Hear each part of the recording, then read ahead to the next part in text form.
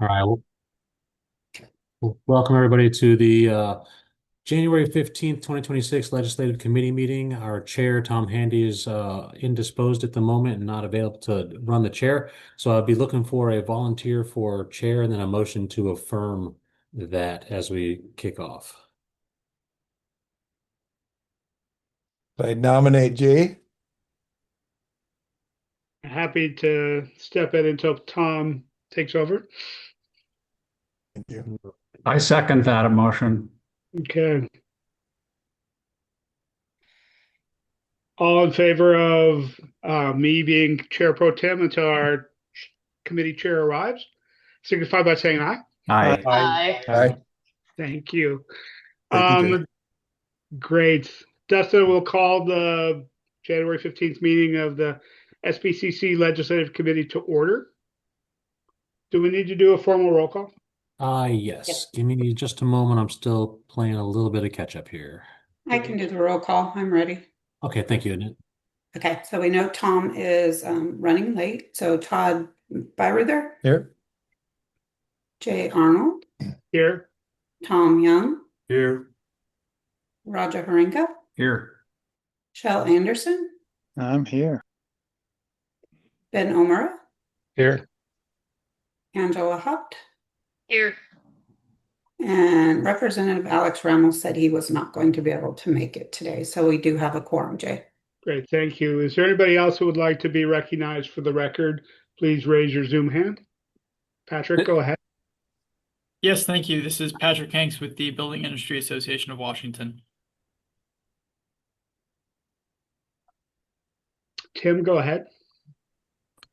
Tim Atterbury, Associated General Contractors of Washington. Thank you. Anybody else?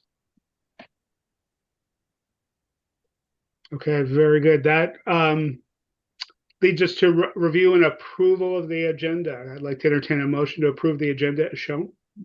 So moved. Second. It's been moved by Angela, seconded by Chell. All in favor, signify by saying aye. Aye. Aye. Aye. Motion is approved, and our agenda is approved. Next is reviewing of our January 8th meeting minutes.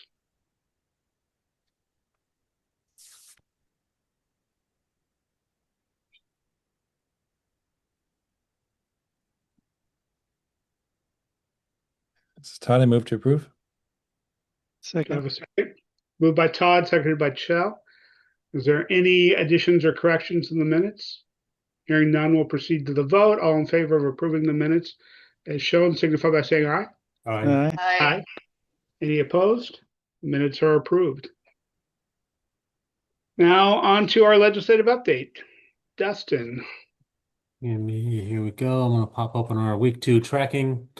So similar to last week, we have white stuff is from the 2025 session. Yellow stuff is going to be new to the 2026 session. Everything is still alive, but you'll notice the status has changed to be Are put you them sharing back. your screen? Are you Oh, sharing your no, screen? I'm not. I'm sorry. Thank you, Chell. All right. Use your imagination. There we go. The interface has changed just a little bit on our Zoom. I guess there's been an update. All right, so here is our week 2 tracking, which is also posted on the website for this meeting. White stuff is from 2026, yellow 2020, no, sorry, white is from 2025 and yellow is from the 2026 stuff. The solid yellow banding is stuff that was on here from last week, and then the stuff that's highlighted text only is new to this list as of this week. And then the major difference overall on this one is the status indicators for all of these. They've all moved back to their House and Committee of Origin.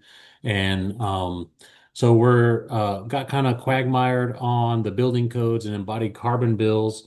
Do we want to discuss any of those before we move on to some of the new stuff and try to get through? Because we scheduled this meeting 2 hours today to try to give us enough time to discuss anything that's on this list And then the plan is subsequent meetings will be scheduled for an hour again, and we'll really be just discussing updates on the bills in upcoming meetings. So before I move into the new stuff, is there anything we want to discuss on the building codes? Last meeting, we made a motion to send this one to the council to potentially develop a position on. As a part of that, and later on our agenda is a kind of a itemization of what the impacts to the council powers and potential staffing issue needs would be as a result of the passage of that bill. I didn't fully get the letter prepared for this meeting. I do have talking points on it ready to go. And then as far as the embodied carbon buildings, we have 1458 and 2273, which are essentially still bringing a 30% reduction in embodied carbon emissions for buildings. And I had an interesting perspective brought up to me. And let me, I guess, pause for Todd. Well, maybe you're going to address it. I was trying to understand why 1458 is still up. Is it still technically sitting there, even though it's superseded by 2273, or is that not how it works? Uh, Honestly, not super familiar with all that, but my understanding is that it is still a live bill and will likely, pass away due to inaction because of the focus on the other one. But I'm Okay, not thanks. 100% sure how that'll work. Angela. What? I had a question. So as far as how we address these, are any of these coming up for hearing in the near future before, say, our full council meeting that we may need to address Here, I'll like pull up our imminently? hearing schedule. We have we have a bunch of stuff coming up for hearing tomorrow. Let me get this. So I guess the ones so this committee can't actually form a position. All we would be able to do is testify in an informative nature, not in a one-sided nature, correct? I knew that Correct. Okay, just making sure. All right, thanks. So looking at what we have going on here tomorrow on the 16th, um,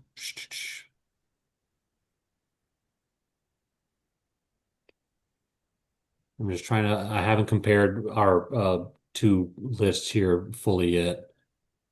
Looks like 2381 is going to the hearing tomorrow. And then that would, In 2273, the embodied carbon is tomorrow. yes. All righty, so we have those. So since tomorrow this committee meeting is falling right in line with our MVPE committee meeting, if we are looking to get testimony delivered at this committee meeting, we would need to have participants who are not involved in the running of that MVPE meeting, just as a note for if we need to send some testimony. Looking at the bills that we have in our high priority list, the building codes one, we're trying to get a potentially a letter together as a result of the next week's council meeting.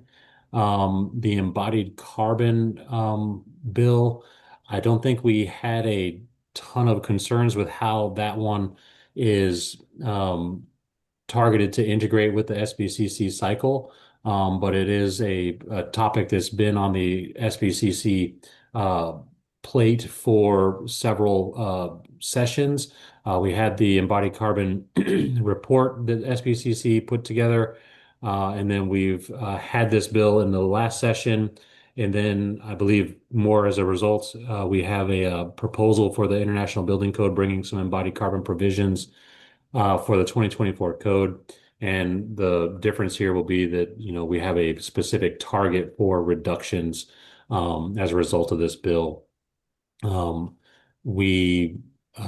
don't recall if we specifically testified on this last session, but is there any, I don't see a need for us to necessarily specifically testify on the impact to our process on the embodied carbon bill moving forward. Tom Young. Uh, um, thank you, Dustin. Okay, so in writing a letter regarding House Bill 2141, I think in the minutes, and kind of indicated that, and I was there, that it's it. But generally, I guess the committee opposed it. But in drafting a letter, I think we should also have the other, like dissenting views also, similar to how perhaps a Supreme Court decision is issued, that, you can see how many parties were on one side, to see the strength of that kind of opinion or position.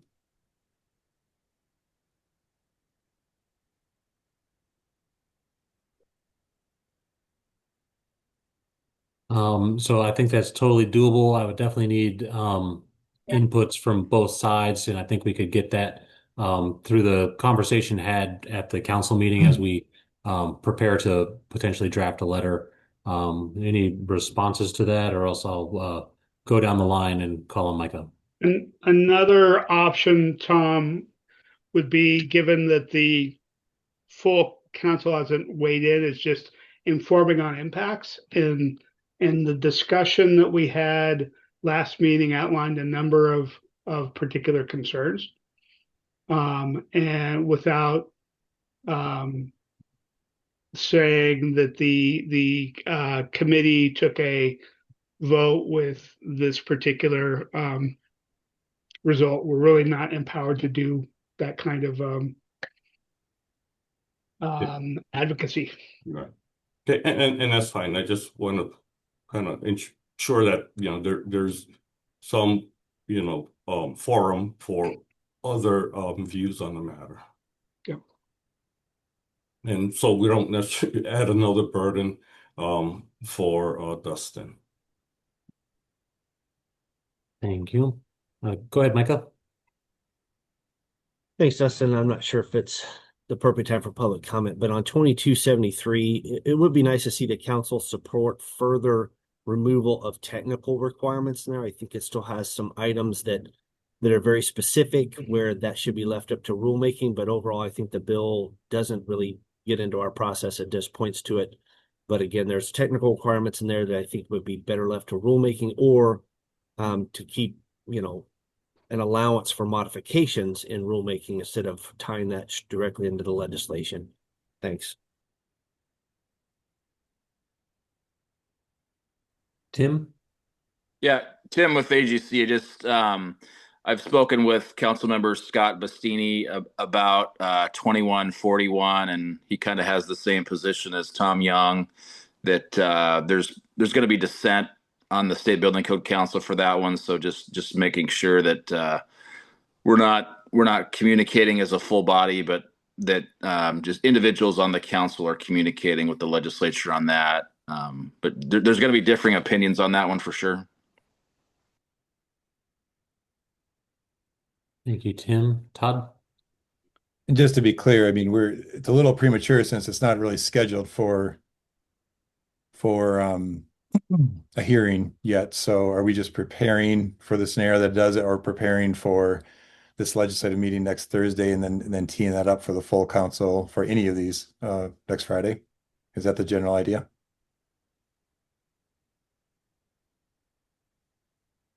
Well, from what I remember from the discussion last week, Todd, is that especially Representative Ramel had talked about the importance of getting some feedback in quickly. But given that the bill hasn't been scheduled for a hearing, maybe that does give us more time versus saying we want to offer some feedback before the council takes this under consideration next week. Okay, I remember now. Thank you, Jay. So maybe that's kind of what we're doing, is unless these ones that are under consideration hurry up and get scheduled for a hearing early next week, we can start preparing and then talk about it next Thursday and what we want to potentially move forward to the council. Okay, thank you. Tim, go ahead. Oh, Angela? So I guess I'd like to point out that I understand uh, Tom and others saying there might be dissenting opinions, but those are personal or separate from SBCC. So as representing yourself or your other organizations, you can testify or put forward whatever opinion you want. I believe this body is by vote of the members determine where the stance is or what we want to pass forward to the council and say representing the council. So right now, as I mentioned, we're neutral. We're simply to present facts, not in favor or against. And then as a group, voting majority rules kind of things determines then what direction the council chooses for the SBCC opinion to go forward. So if SBCC decides they are in favor of a bill, then that is the language that we use. And if you disagree with that, then you, as you representing yourself or a separate organization, can express a different opinion. But it's not, as far as I understand it, and correct me if I'm wrong, it's not SBCC's job to represent both sides necessarily. But right now, as long as there isn't a ruling opinion by the whole council, we're neutral, correct? Correct. Right. So I'd just like to point that out. Thanks. All righty. Thank you. So moving on to some new topics in our high priority bills, we have HB 2346, which is a middle housing performance codes bill. It would direct the SBCC to develop an appendix for performance codes for middle housing. And then we'll see one on here, I think a little bit later that's, or it's actually the one right below it is low-rise residential buildings. If you compare these two bills, they're both by Representative Dewar. They read almost identical, and we'll see one or the other probably move forward for the council. But it would require us to convene some tag action together to develop these performance-based codes. And then since Todd, you did speak on these topics at the last local government committee. Would you mind maybe elaborating a little bit more on what that might mean for the council or as what the task might be for performance codes? I can, but I'm happy to defer Okay. to Roger first. I was just going to say though, that on the record, Representative Dewar said 2346 was essentially superseded by 2381. So I know it shows up, but it's not scheduled for Yes. hearing. Roger. Yeah, I just lost my screen. Me too. Everybody else did, but I guess both the comments that we had about the previous bill and this performance-based code, in my experience over the last few years, the council has provided information on how that it would impact the council. And so, for instance, if we are asked for the performance-based to